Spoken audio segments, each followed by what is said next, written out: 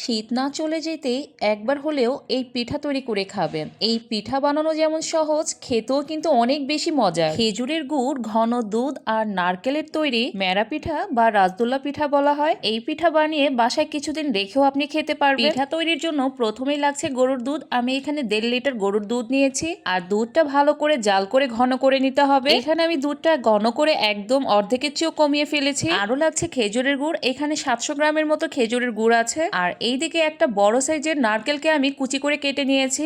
এই পিঠায় নারকেলটা অবশ্যই এইভাবে কুচি করে দিতে হবে। আরো আছে মেজারমেন্ট কাপের 1 কাপের থেকেও বেশি হবে কুড়নো নারকেল। মেরা পিঠায় যত বেশি ঘন দুধ আর বেশি নারকেল ব্যবহার করবেন, এই পিঠার স্বাদ তত বেশি হবে। পিঠা বানাতে চুলায় একটা প্যান বসিয়ে দিলাম। এবার মেজারমেন্ট কাপের 5 কাপ পানি দিয়ে দিব। এবার এর মধ্যে খেজুরের গুড় দিয়ে দিব। আর খেজুরের গুড়টা আগে থেকে একটা শিলের সাহায্যে ভেঙে নিয়েছি। সাথে দিয়ে দিচ্ছি স্বাদ মতো চিনি। আমি এখানে 1 কাপ পরিমাণে চিনি ব্যবহার করেছি। এবার ঢাকনা দিয়ে ঢেকে গুড়টাকে জাল করে নিয়েছি। ঢাকনা দিয়ে ঢাকার ফলে গুড়টা তাড়াতাড়ি গলে গেছে। এবার স্বাদ মতো লবণ দিয়ে দিলাম, সাথে কুড়ানো নারকেল দিয়ে দিলাম। আর নারকেলটা দিয়ে একটু শিরাটা জাল করে নিব। এই ধরেন 2 থেকে 3 মিনিটের মতো। এই সময় চুলার আঁচটা কিন্তু হাইতে আছে। শিরাটা জাল করা হয়ে গেছে। এখন মেজারমেন্ট কাপের 10 কাপ শুকনো চাউলের গুঁড়া দিয়ে দিব। এই চাউলের গুঁড়াটা কিন্তু মেশিনে গুঁড়ো করা হয়েছে। আপনারা চাইলে বাজার থেকে শুকনো চালের গুঁড়া কিনে ব্যবহার করতে পারেন। এবার একটা খুন্তির সাহায্যে আলতো হাতে নেড়ে দিলাম। এখন ঘন করা দুধটা দিয়ে দিব। দুধ দেওয়ার পর মিশ্রণটা কিছুটা পাতলা হয়ে যাবে, এতে করে ভয় পাওয়ার কিছু নেই। মিশ্রণটা ভালো করে নেড়েচেড়ে মিশিয়ে নিতে হবে। মিশ্রণটা যেহেতু একটু বেশি পাতলা হয়ে গেছে, এই পর্যায়ে আমি আরো 1 কাপ চাউলের গুঁড়া দিয়ে দিলাম। এখন আবারও ভালো মতো নেড়েচেড়ে ঢাকনা দিয়ে লো আঁচে কিছুক্ষণ রেখে দিব। প্রায় 1.5 থেকে 2 মিনিট পর ঢাকনা তুলে আবারও একটু নেড়েচেড়ে দিব।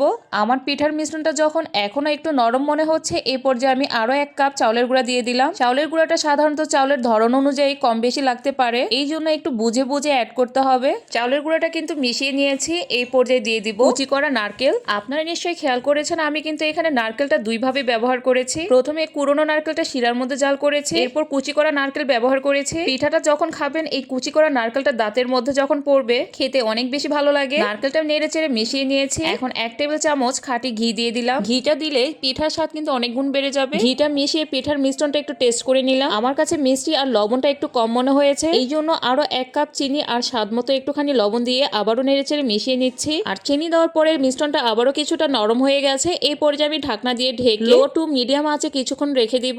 এই ধরেন 3 থেকে 4 মিনিটের মতো। এখন ঢাকনা তুলে নেড়েচেড়ে আমি উল্টিয়ে দিচ্ছি। আবারও ঢাকনা দিয়ে আরো কিছুক্ষণ রেখে দিব। এতে করে পিঠার মিশ্রণটা সিদ্ধ হবে। তবে একেবারে সেদ্ধ করার কোনো দরকার নেই। যখন দেখবেন একটু দলা পাকানো যাচ্ছে, এই পর্যায়ে নামিয়ে নিলেই হবে, কারণ এই পিঠাটা আবারও সিদ্ধ করা হবে। ময়নটা কিন্তু পারফেক্ট হয়েছে, দলা পাকানো যায়। এখন আমি চুলা থেকে নামিয়ে গরম থাকা অবস্থাতে পিঠার মিশ্রণ থেকে অর্ধেকটা নিয়েছি। হাতের সাহায্যে এটাকে ভালো মতো ময়ন করে নিতে হবে। আর এই ময়নটা কিন্তু মোটামুটি গরম থাকা অবস্থায় করে নিতে হবে। মিশ্রণটা ঠান্ডা হয়ে গেলে এই অবস্থায় কিন্তু ময়নটা ভালো হবে না। মিশ্রণটাকে আমি 2 ভাগে ময়ন করে নিয়েছি। দেখেন খুব সুন্দর একটা ডোয়ের মতো হয়ে গেছে। এবার এখান থেকে কিছুটা মিশ্রণ নিয়ে হাতের সাহায্যে এইভাবে গোল গোল করে পিঠা বানিয়ে নিব। আর এই পিঠাগুলো আমি একটা রাইস কুকারের মধ্যে স্টিম করব। রাইস কুকারে যে স্ট্যান্ডটা থাকে সেই স্ট্যান্ডটাই নিয়েছি। বানিয়ে রাখা পিঠাগুলো একে একে দিয়ে দিলাম। স্ট্যান্ডের মধ্যে একসাথে অনেকগুলো পিঠা দেওয়া যায়। এদিকে রাইস কুকারে আমি আগে থেকেই পানি দিয়ে রেখেছিলাম, আর পানিটা দেখেন বলক চলে এসেছে। এবার পিঠার স্ট্যান্ডটা আমি বসিয়ে ঢাকনা দিয়ে ঢেকে সিদ্ধ হতে দিয়ে দিব। 15 থেকে 20 মিনিট ধরে সিদ্ধ করে নিয়েছি পিঠাগুলো সিদ্ধ হতে দিয়ে কিন্তু আমি বাকি পিঠাগুলোও তৈরি করে নিয়েছি। পিঠার কালার দেখেই বোঝা যাচ্ছে পিঠাগুলো সুন্দর মতো সিদ্ধ হয়ে গেছে। বড় একটি প্লেটের মধ্যে আমি পিঠাগুলো ঢেলে নিলাম। এইভাবে সবগুলো পিঠা তৈরি করে নিয়েছি। শীতের সিজনে এই পিঠাটা 3 থেকে 4 দিন পর্যন্ত ঘরে রেখে খেতে পারবে। আর স্বাদের দিক থেকে এই পিঠার স্বাদ কিন্তু অন্যরকম স্বাদের হয়ে থাকে।